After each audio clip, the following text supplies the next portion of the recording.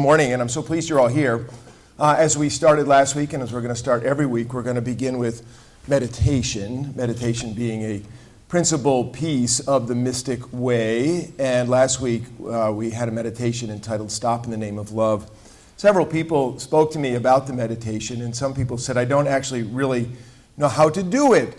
So I'm going to tell you how to do it, and it's so simple, you're going to think, you're kidding. This is what it is. There are so many forms of meditation, and we are going to cover so many of those or talk about those in the coming days. And what I'm going to talk about now is Christian meditation versus just meditation. And so I'm going to give you the absolute simplest way to do Christian meditation. You ready? It is two things. The first is your body, what to do with your body. Across all religious traditions, the first thing they say is that your backbone should be as straight as possible. As you probably know, the backbone is actually curved, and so you want to rest your head upon your bones, your structural integrity, which isn't actually all that easy to do in these scoop chairs. But I must say these scoop chairs are classics from the 60s, but they were not made for meditation. So you want to be upright. The worst thing to do for meditation is to slump. And probably the second worst thing to do is do it right after you have a big meal. So emptiness and uprightness in your body is a good thing. The second thing is, and we're going to touch on all the different ways in which you can meditate in a way that it is prayer, Christian prayer in particular, but I'm going to tell you the easiest way. Many of you who know me know what I'm going to tell you already, which is to use as your mantra the word Maranatha. Maranatha is, you know, if you've been around for a while, is Aramaic for come Lord Jesus. Okay, Jesus spoke Aramaic. We're speaking to Jesus in his native tongue. Maranatha has four vowels: ma, ra, na, tha. Ma, ra, na, tha. Just a few rules about that. Say the whole word, okay? I often have a problem getting stuck with ma, ra, which is sort of like come. That's what I'm saying to Jesus. Didn't get it all out. You want to say the whole word. As we begin to plunge into meditation, you got to contend with your breath. Some people like to say Maranatha. Some people who take big breaths like to do the whole word. Maranatha in, Maranatha out. And some people like to just say the word regardless of their breath. Okay? Maranatha. Why don't we begin with some silence?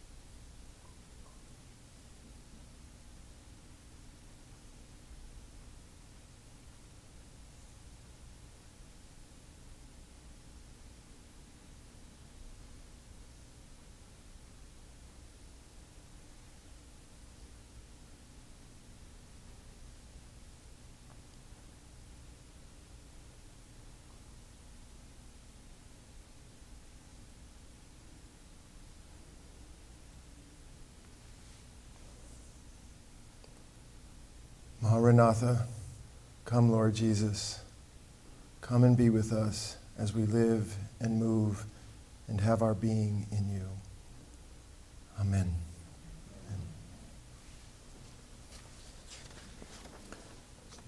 Okay, so the title that appeared was Christian East Meditates with Christian West. But what I really ended up doing, and what we're going to talk about, is a wild, rambling, non-systematic, back-of-the-envelope tour through the history of meditation. Okay? So there's a little bit for everybody in all of this, and it's great emphasis, as is the whole series. The emphasis is on the Christian syllable here.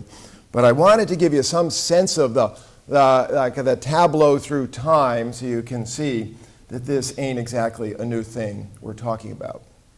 So we have the whole period of primeval days and what we call falls into the category of prehistory, which, we dig up bones and hunters and gatherers and shaman history. And we don't really know if they meditated, but most assuredly those of us who do are sure that they did too. Now, when we start to track on history in which we have greater evidence, we would assuredly say that the Vedic tradition in India, that there is evidence that in the Vedas, which is one of the scriptures of the Hindu tradition, they are talking about meditation. And this oral tradition most assuredly dates back into the 3000 BC era, a time before even the Hebrew story gets on the map. Now, in our own primeval history here, this brings me back to the Kent Schoolways to teach the history of the biblical story. As we're dating things, we might date Abraham, Isaac, and Jacob, the patriarchs who get it all going. This is to say, in our biblical story, the early portions of the story in Genesis, including Noah and the creation stories and the fighting stories between the two boys, and the recreation story of Noah is prehistory or primeval history, undated history. But if we were going to start to date things, we would say that Abraham, Isaac, and Jacob would be dated somewhere between 1900 BC and 1700 BC. And then, as you remember, the biblical narrative as it goes from Genesis to Exodus and skips down to the story of Moses. This is the time being when the Hebrew people are in Egypt. Remember this story? We would date Moses at around 1350 BC, and we would then date the Exodus event between 1280 and 1240, down in there. While they're in the desert, of course, Moses goes up on the mountain and he receives the law. Remember this? The Ten Commandments being the beginnings of the law. Now, let's just pause here for a moment and talk a little bit about Judaic spirituality. The law comes from a holy God. That's the great emphasis on the spirituality syllable, theological syllables, the holiness of God. And so the purpose of the law is to make people holy so that they can be in communion with God. And you remember that part of their spirituality involves cleansing themselves. All those stories about, when Moses is going to go up on the mountain, all the people have to clean their clothes and clean themselves, and these questions of the law. Now, as the law comes down through time, the law doesn't have a lot of people sitting around and meditating. It's just not a part of the tradition at that point. But if we move down into the biblical narrative, we date David at about 1000 BC, okay? David. And we would think of, though not completely true, that David is the author of the Psalms. Now, David, I don't believe anybody believes, well, most people don't believe that David authored all the Psalms, but within the Psalms, we have such things as in Psalm 46, be still and know I am God, which is one of the meditator's most friendly and greatest lines in the Bible.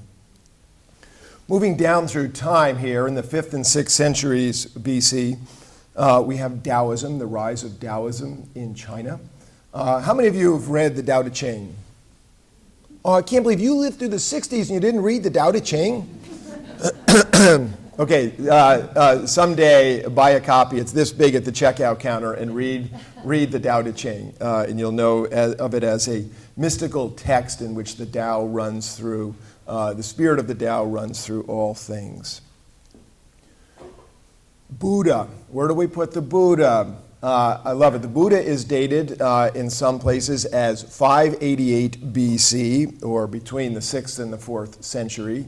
And Buddha himself, Prince Siddhartha, is, as you know the story, sits under the banyan tree and stays seated until he receives enlightenment. This is the story of the Buddha. And Siddhartha is considered the supreme Buddha. There's more than one Buddha, but he is the supreme Buddha. And Buddha means enlightened one or awakened one. And as you know, Buddhism grows out of Hinduism, and it's a major shoot of that. And Buddha proposes the middle way. It's like the Anglican, right? Buddha proposes the middle way between, between, sort of eat, drink, and be merry, sensual indulgence, and also severe asceticism. He promotes a different path, a path of what we might call more normalcy. And that all gets, in some sense, written down around 400 BC. Remember, this is all oral tradition time. But think about this for a second. So, as the founding paradigm for the Buddhist way, you have a man who is meditating and sitting under a banyan tree for a very, very long time, right? And this paradigm has a very strong effect on the rest of Buddhism and all of its many, many offshoots. All old religions, this came to me from a theologian who used to work in my former parish in Cleveland, said that all old religions look like a windshield where a rock hit it. They are all completely splintered. There may be the one spot where the rock hit, but the that you get on those is what all religions that have been around for a long time, they're all splintered. None of them are completely unified. Now, 400 BC, let's talk about that for a moment. That's the time where the scriptures of the Old Testament, the Hebrew scriptures, they close them and say that prophecy has ended at this point. It's the end of the Second Temple period, the rebuilding of the temple. It is also the time, if you're other practitioner, in which Patanjali and the Yoga Sutras are written down. And so the Yoga Sutras, which are well known in the world now, were a codification and a systematic look at yoga, the art and science of yoga, which is to lead to self-realization, much of which dates back thousands of years earlier. Okay, so this is his pulling this together in a codified way. In the Middle Ages, just to say this book, the Yoga Sutras, is the most translated and read book in India. But then it is lost and not recovered until the 19th century. And we're going to talk a little bit later about works in our own tradition which are lost and then recovered. Now, I want you also to know that we're going to get to the High Middle Ages in a moment. I'll wait until we get there. Now, let's talk about Jesus. So we're casting now to, as we in the West date time, we dated around Jesus. As you know, Christians might call it BC, before Christ. It's now known oftentimes as BCE, before the Common Era. And the questioning of what is the right date of Jesus' birth, scholars don't agree that we got that quite right. That was done in the Middle Ages by a monk, by the way. Now, let's just talk about Jesus. So the Dalai Lama, for instance, is one to say that of all the great spiritual greats in the world, Jesus is the only one who did not go through the normal spiritual development, some of which I laid out last week, when I went through some of the stages of mystical growth. Now, there is much about Jesus at prayer in the Gospels, and particularly in Luke's Gospel, where Jesus is always going off to pray. He never does anything of any note or consequence without going off to pray. And so, for instance, he is always going up on a high mount to pray and then coming down. There we have the Sermon on the Plain rather than the Sermon on the Mount. The Sermon on the Mount in Matthew is like Moses on the Mount. but in Luke, Luke has Jesus going up to a mountain for prayer, and then he delivers the message on the plain. This is something that we see over and over and over.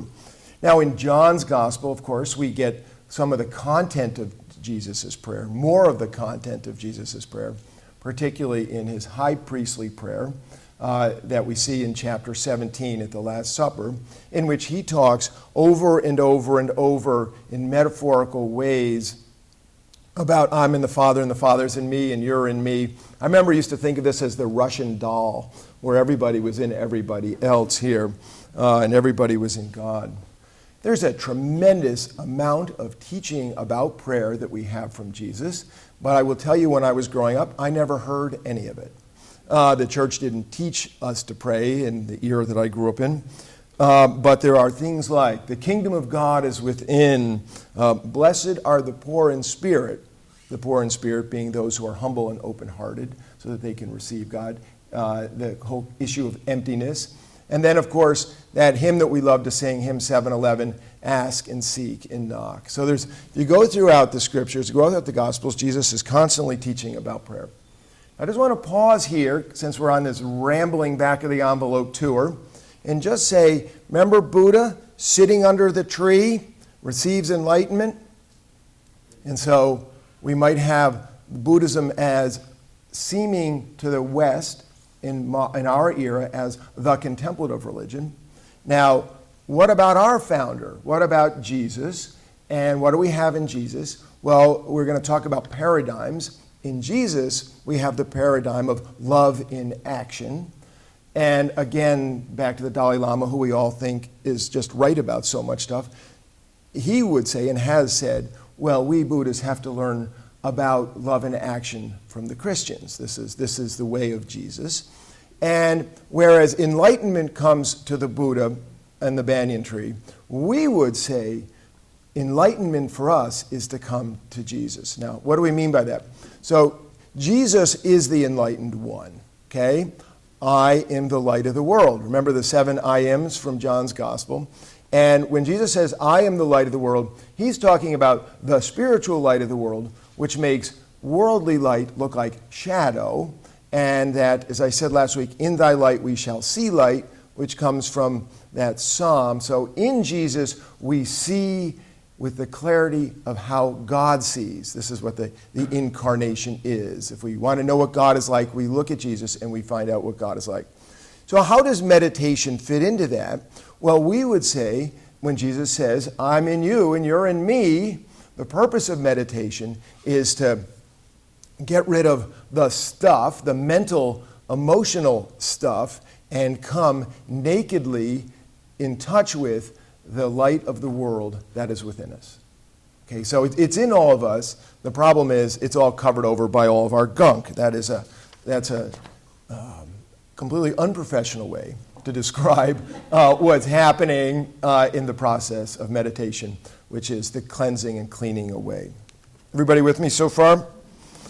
Okay, so in the New Testament period, which we would say runs from 50 to 150, I just told you about the word Maranatha as a way, as a mantra. We're going to talk about different forms of Christian meditation, but as a mantra, the word Maranatha is twice in the New Testament, once used by Paul, Maranatha being the greeting, just as one in Italy might say ciao, or one might say shalom in Israel. Okay, a word that has hello and goodbye and bless you all wrapped up in one. We don't have an equivalent. What up in English isn't the same, okay? How are you doing? You know, that's not the same. So Maranatha is the greeting by which the Christians greet one another. And it is also the last prayer in the New Testament. Sometimes translated as Come Lord Jesus, and sometimes it remains in the Aramaic. Now, as the Christian tradition unfolds, you remember that it is a minor story. We think it's a major story, but it's a minor story in its early going as Paul brings it around the Mediterranean. And then after the Constantine conversion and his victory at Milvian Bridge and his becoming the emperor, it becomes a major story as Constantine converts the Roman Empire into a Christian empire. And when everybody becomes a Christian, for those who were really into it, they can't take their neighbor newly converted, who they find to be perhaps shallow water, converting just in order to stay out of trouble. And it causes a reaction in the system, which we will call the desert movement. And so this, some of you have been to Turkey, or we'll talk about whirling dervishes in a moment. You can see this in Cappadocia. You can see this in certain places in Egypt, though no tourists go to Egypt anymore, so we're not seeing that right now, but eventually we will go back and see that. And so the mothers and fathers, the desert mothers and fathers, go off and they live in caves on the edges of communities. And they develop the ascetical practices which, when we think of what is Christian spirituality, these are the people that really put it together. It was a hot box time, the heat provided by the Holy Spirit, and they developed ways of prayer and ways of being and ways of achieving union and communion with God that became part of our sort of spiritual doctrine. Now, for instance, the 7 deadly sins came out of this tradition, and they started off as the 8 deadly thoughts. Now, I just want you to know, because I got to keep moving here, we've got a lot of years still to go, that it is in this tradition where the word Maranatha is used by the desert mothers and fathers. Casting forward here, we get into St. Benedict, 480 to 547. Benedict is a son of a wealthy man, and he feels called to a more powerful union and enters into that path that I was talking about, moves off to the edge of town. First is a hermit, and he is a holy man who is full of wisdom, and people keep gathering around him. And finally, it's a problem. The early communities were considered best if they were 7 or 8 people gathered in a sort of in a circle. They didn't live in circles; they lived all over the place in caves. And so eventually he moves to Monte Cassino and starts this big monastery. Now, there are rules of life that exist, which is to tell people living in religious community how to do it. There's a thing that was called something like the big rule, and another one called like the little rule. Benedict takes all these things and takes it and sort of puts his own thing together. But he doesn't make it up whole cloth. He takes it out of these other rules of life. Now, between 540 and 604, we have Gregory the Great. Gregory the Great is the man from whom we get Gregorian chant, named after Gregory. And Gregory was the great. He was amazing. And what Gregory does, he's the last great pope at the end of the patristic period, and the thing slides off into the beginnings of the Dark Ages after Gregory. But one of the things he does is he writes the life of Benedict, and he writes up the Benedictine rule and hands it out. And what happens is the Benedictine way becomes the monastic way that is put in place during the Middle Ages. Okay, so the monastic way, we can say, began to some degree during the 300s in the desert tradition. And as you know, because you've all been to 11th grade and taken European history or something like that, that during the period of the Middle Ages and the feudal period and thereafter, when the intelligence of the community, the collective intelligence, comes under such attack that it is the monasteries that become the centers for learning, the centers for culture. And by the High Middle Ages, they also become the centers of huge economies as the monastic lands and people work for the monasteries. This has benefits and drawbacks. But the thing we need to know is if Maranatha is where the desert tradition is, in the Benedictine way, there's another form of Christian meditation which is going to come back to life, known to many of you, known as Lectio Divina, or divine reading. And so Benedict set up the whole schedule of the day, which has to do with study, prayer, and work. These were the 3 primary pillars of the Benedictine way, but it was all set up so that the Lectio Divina would be the best. And Lectio Divina has 4 parts. It has the Lectio, which is the reading of the Scriptures. It has meditatio, okay, meditating on the scriptures, on the story. It has oratorio, which is praying about them. So as you're pondering the story, you begin to pray. I'm looking upward, God's upward, of course. And then contemplatio, the fourth movement, which is contemplation. And in contemplation, you sit in stillness and wait for a word from the Lord. So we're going to talk about some crazy things around definitions. What's the difference between meditatio and contemplatio? What's the difference between meditation and contemplation? Meditation is what we do. Contemplation is what God does. So we cannot womp up a contemplative moment. That's a gift in the Spirit. Most of us have to wait for a long time, and sometimes for a short time. The clock is not ours to know. Now, we're going to come all the way back to contemporary time as this rambling story eventually finishes, and we're going to get Thomas Keating and Basil Pennington in Contemplative Outreach. They're going back to Benedict. Okay, this is the place where they're going back to as how to meditate. Now, just to keep things on the time schedule, 570 to 632 is the time of Muhammad. Okay, and another day I'll go more into the story of Muhammad. He was from Mecca, but as you know, by the time he has done, by the time of his death, he has united Arabia, so-called Arabia, around Islam. The word Islam means surrender, and in another day we'll go into about how he does that.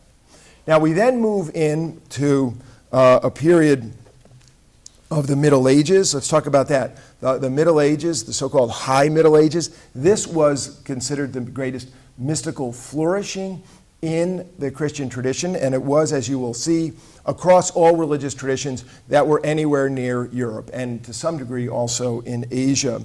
And the spirituality of the day was a mystical spirituality, and if you read the classics of Western spirituality, you will see over and over and over and over that many of the great books of the day, many of the great thoughts come from this period.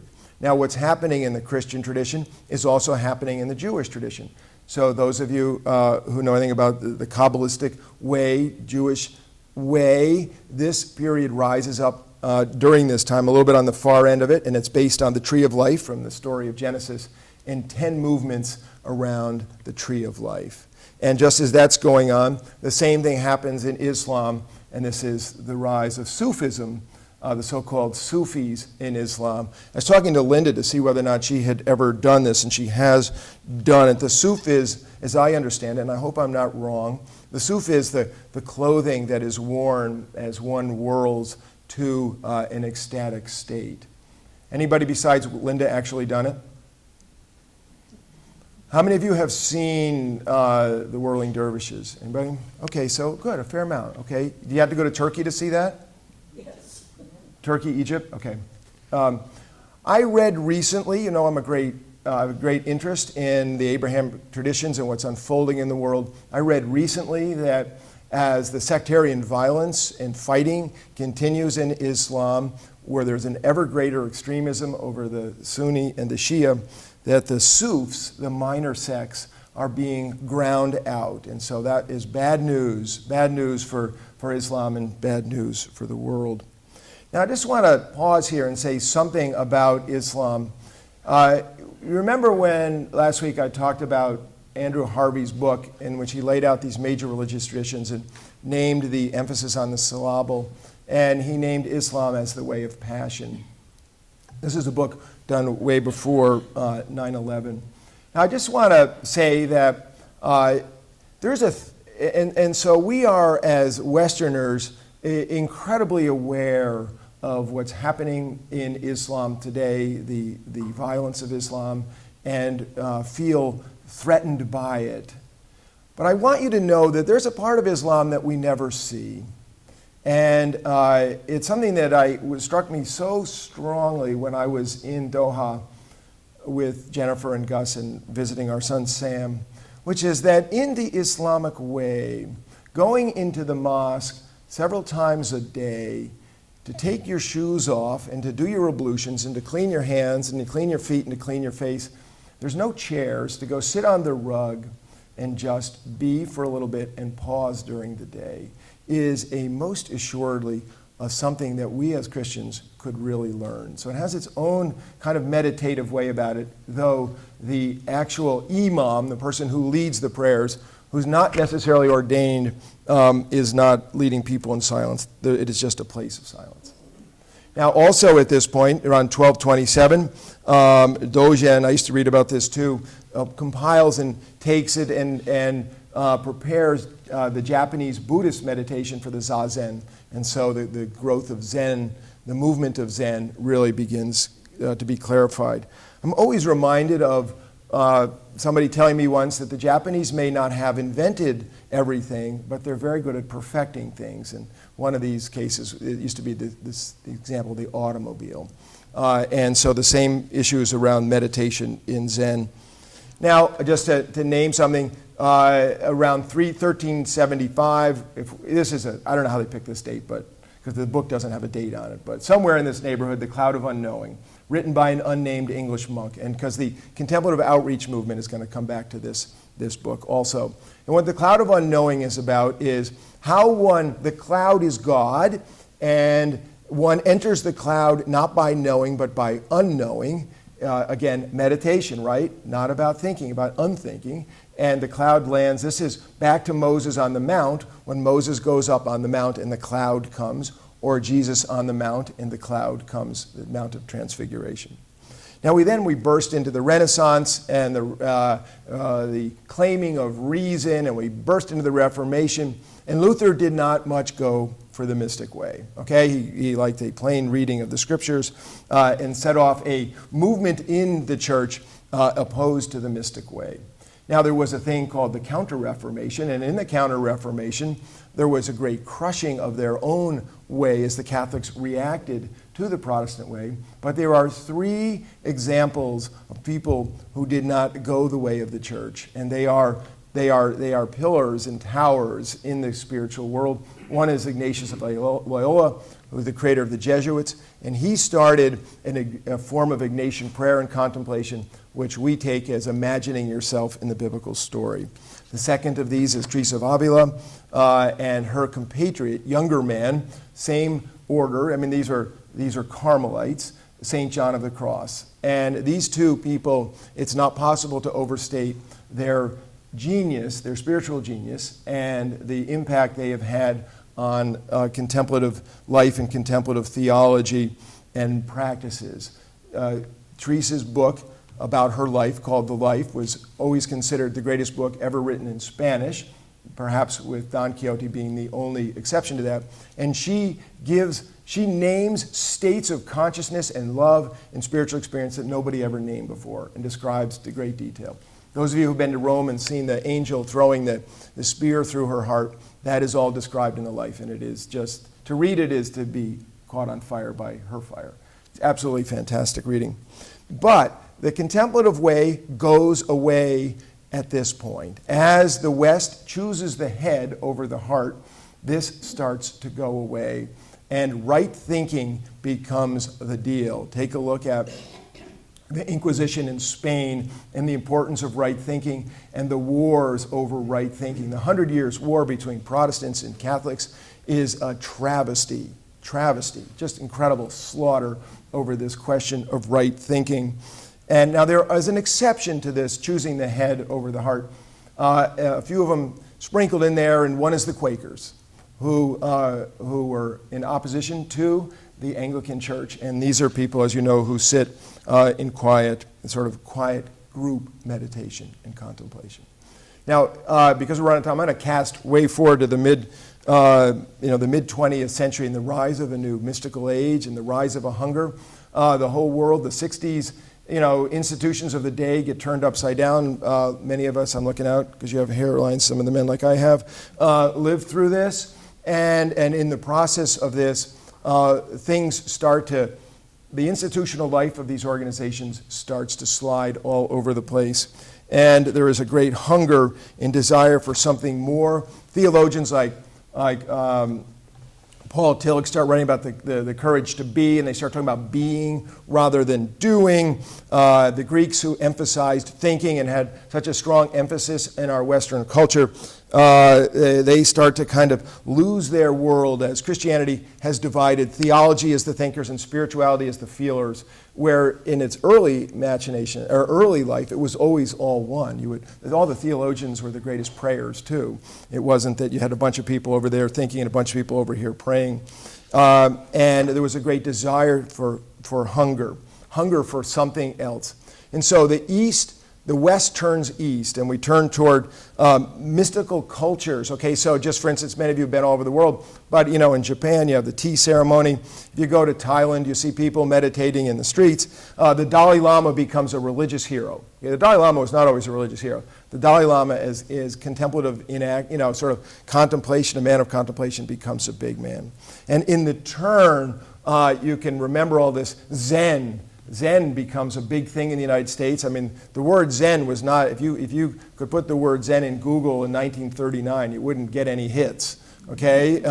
And then we get yoga from India, we get Tai Chi from China, we get a completely different understanding of the bodies. I look at Sarah, and talking about energy and prana and chi, these are all the same things. Kundalini yoga, with a movement of energy up your backbone, and that representing, in some sense, the mystical heights. We have the movement of transcendental meditation, Maharishi. Remember the Beatles, when the Beatles took up meditation and all their long-hairedness, and they all went to India?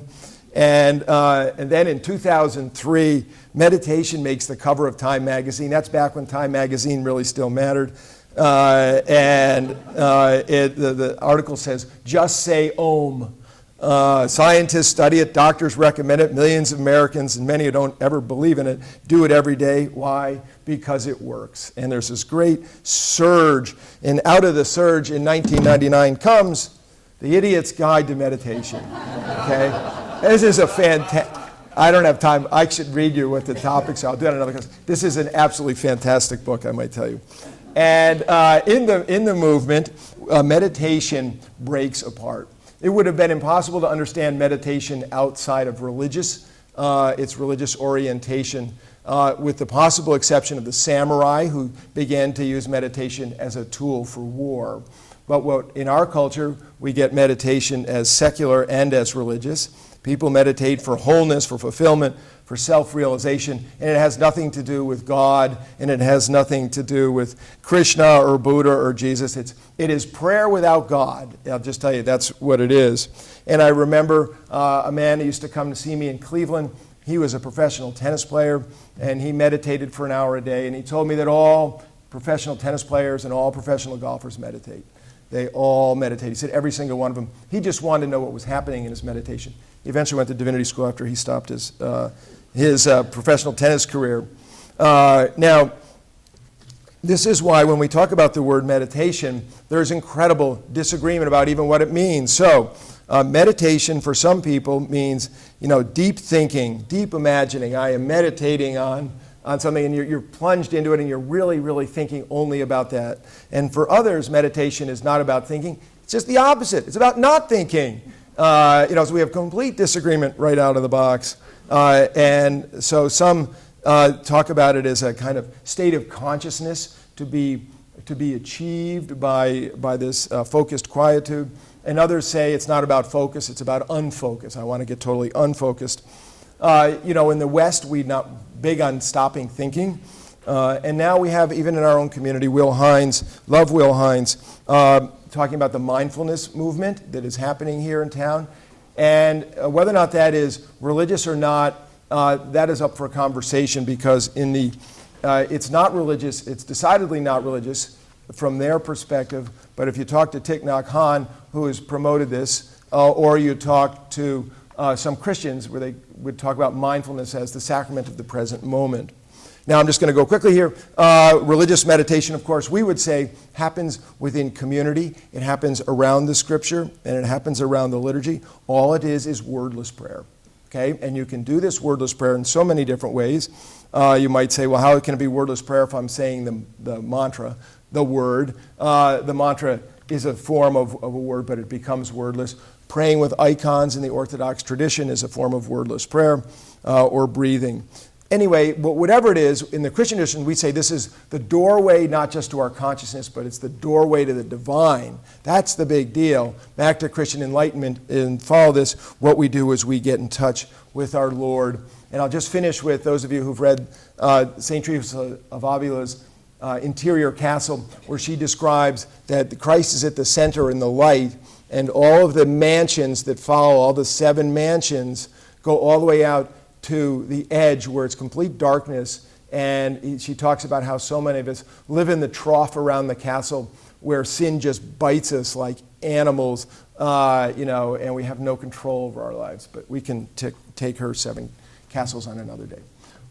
Okay, there it is. Whirlwind tour of the history of meditation. We have a few minutes. Anybody with a thought? Nancy? I don't have a thought, but this is sort of a sidebar. I've always been told that the Japanese Shintoism was ancestor worship. Do they have a god? Okay, so now I'm really on, I gotta hope we have somebody who has a Shinto background. The question is, Shintoism is ancestor worship. Do they have a god? As many of you know, Kevin, don't walk out because you might actually know this. He's ushering. That's my brother-in-law. He's a chicken. Okay. Liz, you're going to know about this. The Shinto religion is an animist religion.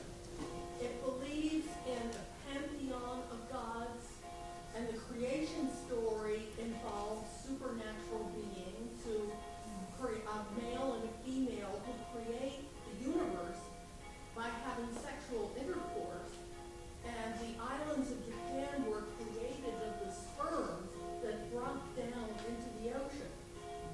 And this is a myth which many Japanese believe to this day, holding it in tandem with their scientific understandings of creation.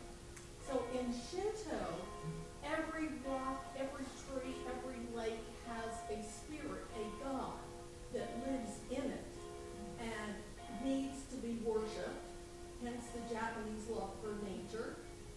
And many animals and creatures have mythical beings that can live in them, like foxes, who are very wily and sneaky and accomplish all sorts of tricks.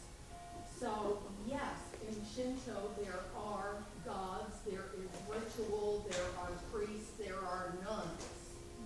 How's that for an answer? Fantastic. Yay. That is awesome. You have a master's degree in Near Eastern in Japanese studies, so there it is. Yeah. Okay, one more question is obscure as long as somebody has a master's degree can answer it.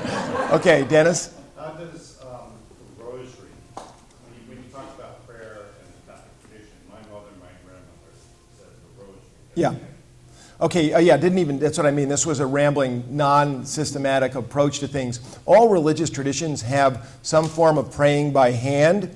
This thing around my neck is a form of praying by hand out of the Orthodox tradition. Prayer beads, anywhere you go around the world, you see monks with them dripping down, or down from their belts so that when they can unhook it when they're free. The rosary is a form of that too. An incredibly effective form of meditative prayer to say the rhythm of the rosary. Those of you who are practitioners of it know that the rosary can bring you extraordinary gifts in the power of the Spirit by saying it. My former church in Arizona, we had a lot of people had rosaries in their pockets, and we started a rosary prayer group. 2 Episcopalians quit. And I read their website the other day. It's still rolling right along. And so before church every Sunday, at All Saints in Phoenix, there's a group that meets for Maranatha meditation. There's also another group that meets for rosary prayer. And I know they took a trip to pilgrimage to Walsingham. In later time, we'll come back and we'll go through the whole history about where this came from. But it is certainly a form of meditative prayer, most assuredly. One last comment, and then we're out of here. Anybody with one last comment? What about, Peter, I never really thought of mysticism as being, the essence of Christianity, right? Yeah. And yet, I think about the 4 Gospels. John's Gospel is much more mystical, is it not, than Matthew, Mark, and Luke. Why did the church include that as one of the 4 critical Gospels? Because it's got all the content. No, that's a joke, and I won't put that on. John's gospel is considered the mystical gospel and is most assuredly the mystical gospel if you were going to compare it with the other gospels. And it included it in the canon of the scriptures because it was the voice of truth. And so if you're thinking about John's gospel, how might you think about how this works? You would say that it's almost as though the ascended Christ, the Jesus in heaven, is speaking through the earthly Christ all the time. And you would not say that, for instance, in Mark's gospel, where you don't get that sense that the ascended Jesus is talking through Jesus. We got to go. You're great. God bless you. Thanks. Goodbye.